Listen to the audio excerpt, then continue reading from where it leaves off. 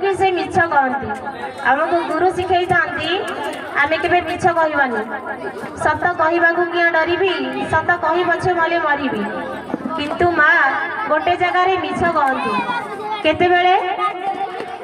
जेतेबेले आमे सोई थाउ बा खाद्य खाइबा पई अछट हेउ मना करू माँ सेतेबेले कहे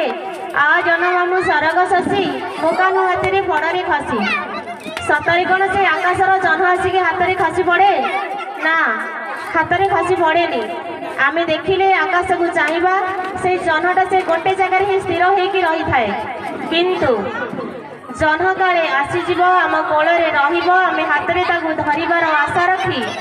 जन को धरबार स्वप्न नहीं आम सबुतिक खाइबा खाई दे था माँ हुए तो से शाग भात दे था आलू भात चकटा भात दे था जहाँ भी खाइबा दे था आम खाई दियंती ए जन को पाइबार आशा नहीं आम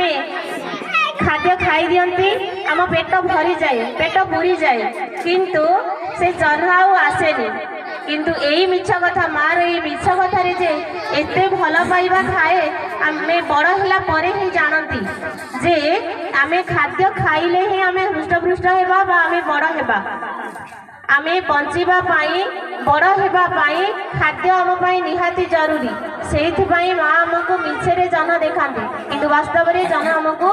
धरा दिएनी आसंतु आ गोटे सुंदर गीत गीतटी हेला मोर मन उड़ी जाए